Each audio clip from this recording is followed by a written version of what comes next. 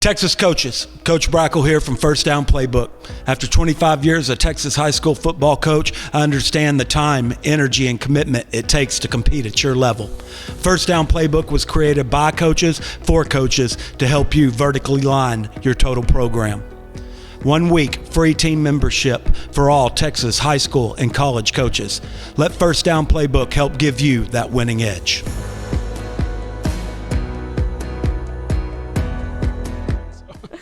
All right, Mallory, let's get to the rest of the bowls. Yeah. Now we're just going in order by date. Yep. So let's get to it. First up, we've got, I forgot which one I put up there, Georgia Southern taking on Sam Houston Thursday, December 19th at 6 p.m. in the New Orleans Bowl. Yeah, good little trip for Sam Houston. The Superdome. Yeah. You can watch it on ESPN2. Georgia Southern favored by 4. The over-under is 46.5. This is a fun game of who's coaching Sam Houston as far as who's playing for Sam Houston. Who's playing for Sam defense, Houston? who's coaching. Who's playing. I know Hunter Watson's playing, maybe. Oh, well, you can count on Hunter Watson. He'll be out there if it's just him on offense. I could be his center. He'd still be out there. I was very happy they got this bowl because obviously it rewards them with a good location, right? I would hate for them to get like the Camellia Bowl. It's like, hey, congratulations, go to Montgomery. I don't know where Camellia Bowl is. But they get a cool location. They get a cool venue. This game, Georgia Southern, they've been very frustrating to me under a team that really made hay a couple years ago with, Clay Helton? Clay Helton taking the job. It was like, oh man, like what happened? Is this the elevation of their game? Is this, they're ditching the triple option? How is this going to look? And they've been okay, right? I think it's I don't know if people give him enough credit for having to ditch a triple option history, right, and kind of have a new thing, but they haven't really set the world on fire that I think people expected, especially if when you get the USC head coach, you kind of expect them to be in conference contention, and they kind of were this year, but I don't know. For me, this sparks emotional game for Sam Houston that they could rally around. You lose your head coach, you lose your defensive coordinator. Let's just kind of rally around and play competitively. I don't know if they'll win this one, but I think this will be a close game just because I haven't been impressed with what I've seen from Georgia Southern a lot of the It's impossible for me to preview this game because I don't know who's going out there for Sam Houston. Sure. I mean, Craven, what are your thoughts on – can we just talk about the job search going on? What's going on there? I mean, that's a thing. Yeah, let's just talk about – I think that's what everyone's focused on right now at Sam Houston.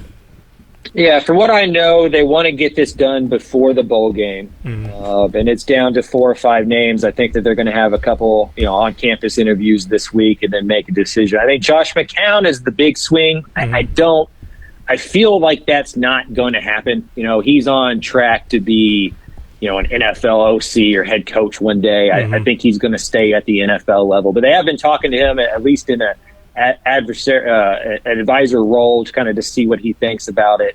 Matt Pallard's defensive coordinator at Baylor is a name that I feel is legitimately in it. He played there. He grew up there. I know he would love that job. Tim Dowse is a coach that Carter's mentioned here. He's been at Sam Houston as well. And then I think Phil Longo is in it. I think he has a lot of friends still in Huntsville, especially in the alumni kind of donor base. They remember that offense. Hasn't been as successful at the Power 4 level, but maybe down a notch. That offense works, and he does have familiarity. And just from talking to people around the athletic department and Bobby Williams, the athletic director there, it does feel like Sam Houston ties are going to be a big part of this one. So those are some names as well. I think Sean Bell has been mentioned. His brother Brian played there. And so those are the 4 or 5 names I would think Sam Houston's going to decide between. Is there also because I think of this in particular when it comes to Phil Longo and Josh McCown, is the ability to maybe supplement your own financials in some way an indicator as well of what they would maybe, again, not number 1, but is that something that they're like, yeah, that's probably a nice number 2 priority for us? Yeah, 100%. I mean, it's why you always see these colleges, these smaller ones, hire coaches that can call their own plays on one side of the ball, because you're trying to save money on the coordinator. I think it's the same thing here, right? The less you're spending towards the head coach, the more you can spend elsewhere. And for a program that's playing catch up, that has a press box to build, may not even be in their home stadium next year, probably not going to sell as many tickets and that kind of stuff, that anywhere that you can save some money is got to be a part of the decision. I don't think it's the factor, but I definitely think it is a factor. All right. Yeah, I got nothing on this game though. That was it. It's all eyes to the head coach. Sure. Have fun in New Orleans. Yeah, and the Superdome is going to be cool to play in too. So Yeah, NOLA is a fun bowl location to go to. Oh, yeah. That is sweet. it's great. Like when I've been for so the Sunbelt's the headquarters is based there, and they always have a lot of really good activities for players, which is typically part of Bowl Week where they have sponsors or whatever. But New Orleans in particular, every time I went to Media Day or it was the Sunbelt tournament when it was there, they in particular were really good about getting the New Orleans experience when you were there. So hopefully if you're a Sam Houston fan, you can make your way out there because it is a good time. So. All right, up next, it is the Myrtle Beach Bowl. Sure. Coastal Carolina taking on UTSA. I'd be so mad if I was a Coastal Carolina player. Why? You're just staying home. It's just like, I don't want to go to a bowl to stay home. Yeah. Kind of convenient, though. Kind of, but wait. if you already don't make the conference championship, at least send me somewhere. Yeah. Yeah. Anyway, that's sorry, true. go Mallory. Who are they playing? UTSA. Yeah. Hey, look, that's a good trip for them. It's like, they'll go to Myrtle Beach. Why not? Yeah. So It's a great location, but if I'm Coastal, it's like we live on the beach. So one of my biggest pet peeves during bowl season is when Yeah. announcers are like, who said this team doesn't care about the Myrtle Beach Bowl? You want to tell John Doe, running back, that he's not fired up for the Wasabi Fenway Bowl? yeah. Jeff Traylor needs to win this game more than he needs his left arm to go 7-6 and not go 6-7. Like, I know this man is fired up for this bowl game. That's very true. You know what one of my yeah. pet peeves is? When I can't finish what I was going to say. Fair. Y'all go. Y'all can go. No, it's cool, Go Mallory. for it. Go ahead. We're here. Mallory, just mute my Monday, mic. December 23rd at 10 a.m. Central Time. You can watch it on ESPN. UTSA is favored by 6.5. The over-under is 57. That's too early, first of all. That's soccer time. Anyway, all right. So UTSA, yeah. Look, Kavorian Barnes into the portal, right? Trying to think of any other. There was one defensive player that was pretty big for them as well. So like, I don't think this is as bad as one team we'll get to later, but I do think Jeff Traylor, like you mentioned, Jeff Traylor wants to win this game, but I think Jeff Traylor's established a culture, a good enough culture to where they're not going to see the mass opt-outs, right? They see the value, especially for a program like UTSA, right? We'll get to some programs that if Sam Houston didn't lose their head coach, I think it would have been meant a lot for those players too, to play in a bowl game. That's kind of what they are as far as this level, the G5, right? You kind of have to make your own moment and make your own significance with these. I have no idea really about Coastal. I think they're fine. Vasco opted out, so like I don't know. I have First no idea. two quarterbacks opted out. They're going to be on a third string. Oh, I didn't even see that. So So UTSA is doing better on that department. there you go. than And they Coastal is. beat a Sunbelt program last year that ended up winning the conference this year, so they should be able to do the same. Yeah, a lot of these bowl games come down to which team wants to be there more. And Jeff Traylor's never had a losing season in the history of his time being a head coach, all the way Jacksonville, Gilmer, UTSA. So he's going to be motivated. He also has a pretty young football team, and Yes. I think that helps as well. It's not a bunch of seniors on their way out. Like, it's guys that are coming back next year. They're going to go through some practices. They've been beat up. They're going to take they're going to take stock of that time. Yep. I'm with you though, Ish. 10 a.m. For a bowl game. That's like, my crazy God, gross. like, you get a trip and like you got to wake up at 7 a.m. to get ready for a football game. That's pretty brutal. That's brutal. I will say the one thing that I am curious about from my perspective of media of covering this team is with Kavorian Barnes leaving. Okay, who's next up? Right, like this is kind Brandon of that. High. There you go. Like last year it was Josh McCown, obviously, and so it was like, okay, this is their opportunity to kind of see that next up. And somebody like Jeff Traylor, who was again probably preparing for probably next year without Kavorian Barnes to an extent. He gets to see him in live action for the first time, and you say, okay, do we have a guy or do we got to go get a guy? And I think, again, I'm not saying that's the casual fans appeal of this game, but that's what I like to see, where it's like, if I'm a UTSA fan or if I'm somebody that's covering UTSA, last year we saw the game, we're like, okay, maybe they don't got to get a quarterback for next year. Maybe they have one on roster. So are they in that same situation with running back after losing a guy like Kavorian Barnes? I think it's what a lot of I bowl think- games turned into. Yeah, it's just who's next up. Yeah. Yeah, I think that's a great point. I think as a fan base, you got to look at it the way the coaches and the players do, and that's a early spring. Yep. And look at the bowl game like the spring game, where you get a glimpse of kind of what your team's going to be like next year, and it's kind of half swan song for the guys who have blood, sweat, and tears for your program, their final game, but it's also kind of an introduction of 2025 and what that's going to look like. Yep. Mallory, what's next? Speaking of another really cool place to have a bowl game, Memphis, Tennessee, in the Liberty Bowl. Friday, December 27th at 6 p.m. Central. Texas Tech taking on Arkansas. You can watch it on ESPN. Arkansas, 2.5-point favorites. Over-under is 59.5. Speaking of two coaches that are going to be playing to win this bowl game, Joey McGuire, of course, is fired up because he was a lifelong Arkansas fan, which I found out about when they got announced for this one. And, of course, Sam Pittman's trying to get as many wins as he can get. Joey McGuire said that when he was younger and, like, you got your own line instead of your own phone, like, his extension ended with one hog. Yes. Because he was such an Arkansas fan. Yes, very awesome. So, again, this is going to be one of the games. You always get a couple of these games where it means just enough, and the caliber of opponent is just good enough to where you want to go out and win this game, and it's a competitive game. I think this is one of those we lucked into where it's like Arkansas probably needs to win this game, right? It's great to go into the offseason with this now that Sam Pittman knows he's coming back, have some good momentum. Texas Tech, they're ending the year on a pretty decent note. You want to continue that into the offseason. You want to be able to show, hey, we still got our quarterback in Baron Morton, right? Whatever you feel about him, but like you want to be able to go into the offseason with momentum. I'm curious, does Taj Brooks play this game? I don't see why he would, but also, I mean, fair. the man loves Texas Tech. I was about to say, he might. That's the other thing is like, I'm curious to see, is it Taj Brooks time or is it, we see Cameron Valdez a little bit, or what else this team looks like? On that note, Yeah. Joey McGuire does allow guys in the portal to play still. Like last year against Cal, Loic Fungi made a touchdown catch, was in the portal at that time. So you will see a lot of guys on Texas Tech who like could be a different school, but like Joey McGuire feels you've earned the right to play in this bowl game, finish out the season with us. That's a good point. I'd be kind of surprised if Taj didn't play, to be honest. Really? That may just be overestimating. But I mean, he's that type of guy. Sorry, go ahead. No, I was going to say, he's that type of guy, to your point. Right. Like, it just seems like a dude who's going to go out on the shield playing for Texas Tech. That just seems to be kind of in line with who he's been so far as a football player. Yeah.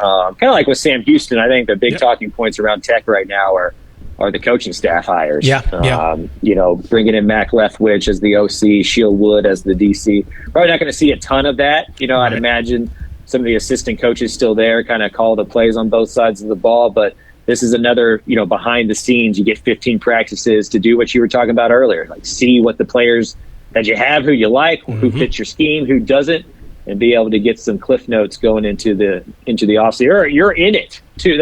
I keep saying like going into the offseason. You're in the yeah. Like they have to do it simultaneously. Yep. Craven, grade those hires for me of Texas Tech going OC Mac Leftwich and DC Shield Wood. Yeah, I mean, I put this on Twitter, and I really believe it. Had you asked me who the two most underrated coordinators were in the state of Texas, I would have said Mac Leftwich at Texas State, who doesn't get enough credit for what he does on that offense because he's paired with G.J. Kinney, and Shield Wood, who, I mean, that's a mixed match unit there at Houston that he turned into one of the better defensive units despite no offensive help over there. Just a really good young football coach, and Tech's got money to go splash and take an in-state conference rivals defensive coordinator. They're not playing around, and those were two really good hires. It's a very Texas Thanos move from Joey McGuire. A little bit. No, I mean, I like it. Right? This is their flexing that they have money. Right? They're flexing that they have pull. They're able to pull from the Big 12, and they're able to, of course, obviously pull from a G5 school. But like, it shows intention. Right? He's like, we lose a guy. Okay, cool. We lose a guy to a head coaching job. We're just going to go get We're going to go get the other Zach Kitley, right? The other young, good coordinator with connections to the state. So I think that I'm very excited to see this offense at Texas Tech because I think it's a little bit more of, in my opinion, melding with what Joey McGuire wants to do. I think that obviously you look at the Texas State offense and it's very pass heavy, but they've had a really, really good running game the past 2 years. And I think that Joey McGuire wants a really, really good running game. And that doesn't walk out the door with Taj Brooks, right? He wants somebody that can scheme that up. There may be a guy in the portal that can help with that. We'll see. I would put my money on that. We will get to it. But I love that marriage in particular. And Shield Wood, like you mentioned, the fact that he was able to do that with that Houston defense is insane. So, All right, Mallory, what's next? Another fun place to play a bowl game in Las Vegas. Yeah. Texas A&M taking on USC Friday, December 27th at 9:30 p.m. Central Time. You want to talk about Another a team that late does not kick. care about this USC? You can watch it on ESPN. Texas A&M is 1-point favorites. The over-under 50.5. All right. Is Maava playing in this game, or because I know Miller Moss is gone? It's no longer Miller time. It's not Miller time. Oh. It's Maava time. That's the thing. That's all I know about. And then Bear Speaking- Alexander's in the portal for the 12th time. Speaking so that's of- all I know about UFC. I laughed when I saw that. Yeah, speaking of time, the Myrtle Beach Bowl is way too early. This is too late. 9:30 Oh, is crazy. come on. No, you're in Vegas. You know what you're up for. Yeah, true. You go to the strip and then you go to the game. Yeah. How it works. But speaking of teams that really could use, again, not saying that they're excited to be in this bowl game, right? They wanted to be in the playoff. But, yeah, they're going to want this game because they want to evaluate maybe what they have at quarterback. They want to evaluate the wide receivers, even though we kind of know what is there, and they're kind of making moves already. I think the wide fixed that receivers have been plan. evaluated. Mike, he's going to figure out which one wide receiver he's going to hold on to to not push in the portal. But you also want to end the season on a positive note, right? You don't want to end the season with, hey, we lost to Texas and we blew our chance, and now in retrospect we would have known we would have been in if we would beat Texas, or even looking back at the other game that they lost to South Carolina. So this one's another positive note. It's rough, but if you would have told me that Elko's A&M would have had a chance at the playoff deep into November, I think they would have taken that. It's just the way it turned out. Obviously, it's a bittersweet pill. Yeah, cool destination for A&M to go. What's that saying with the wide? I think the wide receivers have been weighed and found wanting. Yeah. We know what that is there. I do think that this is, and maybe internally behind the scenes they kind of know what they're doing with Marcel Reed, if he's the presumed starter or not. But it feels like a big important game for him to put a stamp on that job if it is his job to move forward. And then defensively, I don't think Nick Skirton's going to play. I don't think Shamar Stewart's going to play. Those guys are going to the NFL, and so it allows some young playmakers defensively that maybe haven't gotten a lot of run to kind of show and get an early, kind of like we were talking about with all these other bowl games, just kind of get your eye of your coach early on and kind of propel you into a solid offseason. Speaking of quarterbacks, this is a revenge game for Texas A&M for USC taking their 5-star quarterback Hussein Longstreet. So, this is gonna be that's a good point. I forgot about that. Yeah, that they completely. I don't know how exactly that played out because USC kind of let Julian Lewis walk, and maybe they knew they had Longstreet in the back. But that is an interesting note that I forgot that USC stole A&M's presumed future starting quarterback. Yeah, the answer might be Jacob Zeno. I saw on 3 getting crystal balled to Texas A&M. We need to have a Get a Job episode on this show. We should. That's a fun Hosted by Alan Bowman. With special guest Cam Rising. Cam Rising. Dang it, I almost said that. Oh, God. By the way, he's at least not going to be at Utah next year, which I saw, which is at least a step forward. Is he going to be in college football still next year as a QB coach? No, he's playing again. Cam Rising I think he got his waiver. I don't think he's taking it, though, I thought. I don't know. North Texas. Save this for the Get a Job episode. Save this for the Get a Job episode. But long story short, USC may not care about this game because everybody's really opting out for them, and A&M, the only players really opting out right now are the ones that are going to the draft. So USC's bad vibes right now. it's very bad vibes. Lincoln Riley had to publicly say, I'm not going after the UCF job. So I'm not going after the job that pays significantly less. I'm not trying to leave. Anyway, what's next, Mallory? The New Mexico Bowl, Louisiana taking on TCU Saturday, December 28th at 1:15 p.m. Central Time. You can watch it on ESPN. TCU 9.5-point favorites. The over/under is 61.5. Did either of y'all? I guess all three of you guys. Did anyone look at this matchup and just kind of like scratch your head, like what? A little bit. Interesting. A little bit. It's just an interesting matchup. Sunbelt Big 12 was not on my correct. was That's not what on I'm my saying. bingo That's what I'm card. getting at. Yeah. Especially like the second Sunbelt team, the team that lost to Marshall. That wasn't really on my bingo card. So I don't know. TCU should win this one. I don't really have like a massive take on this one. Really, Louisiana's good, but this should be a easy win for TCU. So homecoming for Sonny Dykes playing in New Mexico because he went to 3rd grade at Comanche Elementary. And that's a cool storyline. Sure, they're gonna have teachers lined up. It's teachers that are still You still feel his impact at Comanche. 90-year-old teachers that are still alive. Craven, excellent call out, by the way, on Josh Hoover potentially leading Texas in passing yards when we did that episode at the start of the year. Good He's point. like top 10 in the nation with 308 passing yards a game. That's a really good point. Yeah, I got a few of those right. Yeah. Not to, By the way, we were not to toot my own horn. Yeah, I was about to say we were kind of right on a lot of things. There's a graphic maybe coming soon on how right we were in some situations, but I wasn't. no, we know I was you not were. either, Mallory. We have a podcast clip that shows it. But collectively, we were pretty good. We're going to have, we have a graphic coming out about how right we were, and it's basically how right Craven was, and I contributed nothing How everybody to else that. was wrong. Yeah. Craven, as far as this game's concerned, for TCU, what are you looking for? Obviously, Louisiana, 10-win team, but of course they're in the Sun Belt, so a step below. Yeah, I don't know. Some of these are tough. Yeah. I think TCU. This is kind of like the bowl games TCU used to play like 15 years ago, where they were the Louisiana, and they would like go and just like stomp somebody in a bowl game that didn't care about it. Right. And so I think the Horned Frogs have to guard against that. And been recruiting pretty well behind the scenes from the high school ranks, but we haven't seen a lot of those young players. Like, this is an opportunity to see what the development is, going into 2025, or how much they have to portal. I think it's kind of the same song and dance for a lot of these teams. Yep. All right, Mallory, let's move on to a game that isn't that quite same song and dance. This one's interesting to me. I love this matchup. In the Texas Bowl, it's Baylor taking on LSU Tuesday, December 31st at 2:30 p.m. Central Time on New Year's Eve. You can watch it on ESPN. The line is even. The over-under 60.5. I'm loving this matchup. Yeah. With honorary captain Kim Mulkey. Attendance, I bet. It's the Kim Mulkey Bowl. That's a great point. I'll say this, right? Obviously, LSU hates that they're in this bowl again because they're not in the playoff again under Brian Kelly. But Baylor loves it. Baylor loves it, yes. And LSU's going to want to win this game because they cannot go into the offseason 8-5 with a loss to Baylor when they weren't in the college football playoff picture at all, right? If they can go, I'm not saying everything's fixed with 9 wins, but the vibes are a little bit more manageable with 9 wins because they lose Bryce Underwood. The vibes are at an all-time low. They lose DeCorian Moore months ago. All of a sudden, you're like, where's anything, right? And if you go out and get dog-walked by Baylor, we got problems. We got capital P problems. So, again, I'm not saying they're throwing out their A team. I'm not saying this is going to be like the Super Bowl, but they're going to want to win this game. This is not a situation to where it's like we don't care, like a USC, where it's like we don't care, throw up our hands, season's over. Like, this is a thing if they get walked by Baylor.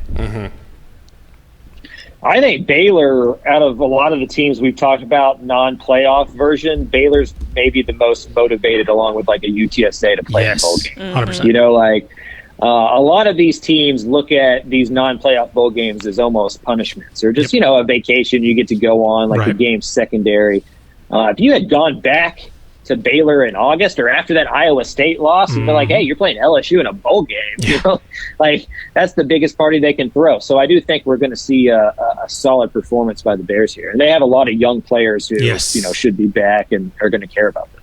Something to watch for in this game is LSU quarterback Garrett Nussmeier is playing, even while he, hypothetically weighs his draft decision. I really like that decision from Nussmeier. Sure. I might go to the draft, but I'm going to play in the bowl game because Baylor's got a leaky secondary, and this QB class is not super strong. So you could vault yourself into like first round talks. He did not end the year great. I think heading into the A&M game, he was considered like a dark horse, kind of rising first round pick, and then he kind of played himself out of that discussion.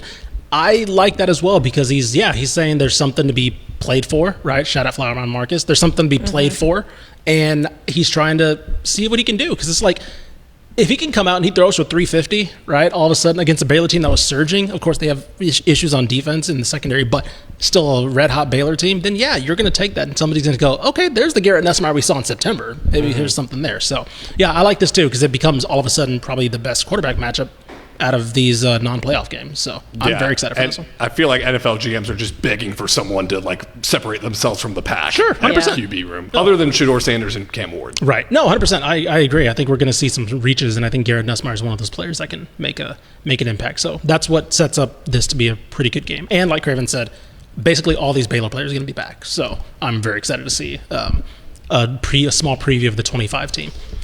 All right, Mallory, what next? Saving the best one for last. Email. It's the First Responder Bowl. North Texas taking on Texas State Friday, January 3rd at 3 p.m. Central Time. You can watch it on ESPN. Texas State, 9-point favorites. The over-under is 67.5. Defending the crown, baby. It's getting contentious in here. What's our is. bet, Schmel? I don't know. Do you want to bet on this team? You see what your team's doing right now? Not really. You want to put all your money on who's the backup quarterback for North Texas? No. Drew Mestamaker. Mestamaker, that was the guy. I was like, it's not Cash McCollum. Okay, you sure? I mean, we can if you want. I'm trying to save you here. No. It's fine. All right, so here we can talk about some of the transfers and stuff like that. Big ones for Texas State, obviously Ishmati, who again I'd probably pencil in maybe as a trip to Lubbock in his future soon, at least a visit to Lubbock very soon. Josh Eaton, their starting corner as well. And then for UNT, everybody that matters. Chandler Morris, DT Sheffield, who's the freshman. Tyler Mercer. Spuriel's in the secondary, plenty more. So, yeah, we can kind of talk about the portal there. And then, it's gotten so bad that the athletic director Jared Mosley is saying we need reform, which I agree, honestly, but that's the state of North Texas right now. We need to reform this. I agree, but he didn't release that statement when he was signing Skylar Cassidy away from Sam Houston. So, look, I agree. The system's broken. Don't get me wrong. But this goes back to my overall point of you have to make these games matter to players, right? If you're Chandler Morris, and Craven, you can, correct me if I'm wrong or anything, but in my opinion, if you're Chandler Morris, you signed up when you were the presumed starter of a team that went to a national title a couple years ago. You didn't sign up to play in the First Responders Bowl, right? You signed up to compete for a conference championship, and when you don't see that, okay, yeah, I'm going to look for my first chance to dip. And I know UNT tried to, from what I've heard, UNT obviously tried to make some matches to things he was hearing elsewhere monetarily. Couldn't. That's the game. But it's up to the teams until these bowl formats get reformatted. It's up to the teams to incentivize these players or to make these games matter because they are exhibitions, as we talked about, right? These are exhibitions that essentially don't matter unless you're a coach with an incentive, obviously, but these players themselves don't have an incentive. So I think it's up to the teams a lot of the time and the coaches to make these moments matter to these players other than saying, no thanks, I'm going to wherever. Yeah, I mean, my only pushback on that is that, you're in that bowl and somewhat because of your play too. Sure. You had a part in a season you were part of the 5-1 team that lost 5 straight as well. Right. But yeah, I mean, I'm always going to be pro employee. And so if these guys aren't on contracts and there's not much protection and it's not like Chandler Morris has this NFL future. This is probably his biggest money-making opportunity as a football player in his life, unless he wants to XFL, CFL, or something like that. And so, Carter and I talked to him earlier this year. It sounds like he didn't want to go into coaching. So this is kind of the last, hurrah for him, with football. And so, yeah, I don't blame him for looking around. I do think, Jared Mosley is right in terms of it's. I don't think the system is broken as much as the calendar is. Sure. If this just happened in January, or if we only had one portal and that was in May, at the end of the second semester, a lot of this stuff goes away. It's just having the off season in the middle of the season that is frustrating. Yeah, I think UNT has kind of been no man's land, at least for these first 2 years too, because Eric Morris's offense is going to show you out for where Power 4 teams are going to want to recruit you, but the defense is going to prevent you from getting anything higher than the First Responder Bowl. I think that's a good point. I do think, though, this is 2 years now where I think it's been a uniquely North Texas problem because you look at Texas State and you look at, I know Sam had some players opt out, but again, their head coach left, so it's a little bit different. I feel like if Casey Keeler was there, I don't think we see a lot of opt outs for Sam Houston. I go back to a little bit of, I think it's on these teams to kind of make it matter to these players because last year, UNT didn't go to bowl game, the next day, half the team was in the portal, right? I think it's something about this year as well. The team goes to a bowl game and half the team's in the portal. Of course, Mahdi's out and Eaton's out, but you're not seeing Jordan McLeod leave. You're not seeing Terrence Burgess leave. You're not seeing Bo Sparks get in the portal. Chris Don, who may get in the portal. But I'm not saying they're doing something wrong, but I do think this is one program that has happened to back-to-back years where every single key position group player leaves. But those guys aren't getting offers from Miami like Tyler Mercer's getting, or Kentucky like Jamori Macklin's getting. Ashton Hawkins played the bowl game last year, went to Baylor like a week later. So like I don't think I'm not saying like one team's doing it wrong, one team's doing it right, but I think there may be something more there as to why that's happened, particularly with UNT twice now. UTSA, right? We're seeing that. Kavorian Barnsley's, but like there's not like Devin McQuinn's not, bolting to the portal. Like there's not a lot of these mass exoduses. I don't know if I'm not trying to say something about Eric Morris, but I don't know what the difference or what's different between those programs and why some players are leaving. And the only reason I'm mentioning is because it's 2 years now where it's happened, right? It's not just 1 year but it's like Chandler Rogers, the whole running back room, all that, the Jamori Macklin. So that's my thing is like, I've noticed it just with this program in particular, and I'm wondering why that is. I don't know if it's, to your point, I don't know if it's just like, hey, yeah, these receivers are putting up crazy numbers, I'm going to the SEC. I don't know. Craven, do you have any insight on that or idea, maybe speculation? No, I mean, what's so hard about college right now is you talk to 6 different admins, 6 different coaches, and you get 12 different thoughts on the process and what the issue is and what the issue, because it's all different at each level. Sure. And it's different for the admins, it's different for the coaches, it's different for the players. I don't see how this, because for me, the thing that bugs me about these conversations is that the administrations talk out of both sides of their mouth. Yes, 100%. Just put them on contract. Right. And if you put them on contract, a lot of this goes away, but they don't want to do that because they'd all have to take pay cuts. Right. And so until you're willing to take a pay cut, shut up. Right. Like that's where I'm at with this deal. Like we know what the solution is, and they just don't like it. Yeah, and I was going to say, you mentioned the calendar, because I agree the calendar's broken as well, but this is also a solution, right? This year has been a solution. That's why we're seeing so many players enter. It's because they got 2 weeks now, right? It doesn't go to January like it did last year. So it's like, this was, quote unquote, one of their solutions was shrinking the window, but that's just expedited a lot of players leave. That's why we had 2 days of it being open. Then it seems like half the country's in the portal already. It's because like, well, I got to get it now because the market's going to set itself basically once, once the Tulane quarterback or something goes, all of a sudden the market's set everywhere for every quarterback. So Chandler Morris has to get his, and all this, Caden Salter has to realize, what he can get. So this was a temporary solution, but yes, I agree. The whole structure has to change monetarily. That involves unions, that involves contracts, that involves seeing them as employees, all that stuff. And until that happens, we're just kind of like, if we make the portal a week next year, okay, everything's going to happen in a week, and it's still the same thing. So, yeah. All right, so there's kind of that. I mean, I don't really expect North Texas to play that great in this game because everybody's going to be out. Jordan McLeod's playing his last game, so I'm assuming he'll stay in the game. We'll see, though. Obviously, there's anything that can happen. I don't think he has any eligibility left. We got to have a friendly rager between you and Mallory. I would love to, but I don't want to do that because I don't want to put the North Texas's walk-ons as like the reason. That whole loses. Conversation just depressed me. Mallory, the normally so joyful Mallory is just like a shell of herself. Braylon Braxton's coming to North Texas, and he's going to be fine. You're going to be fun next year, and if they don't make the conference title, he'll leave again, but it's fine. Wait. Oh, also, Yeah. did you see who entered the portal for Sam Houston? Braylon Wortham, one of their best defensive players. Oh, yeah, no, he should be not down. entered the portal. He did not sign for Yeah. Oh, Sam he Houston. should definitely and be UNT bound. So. There's a lot like of that. Sam Houston defensive players that are getting UNT offers right Correct. now. I don't know why that is. Don't know why that is. It can only be a mystery.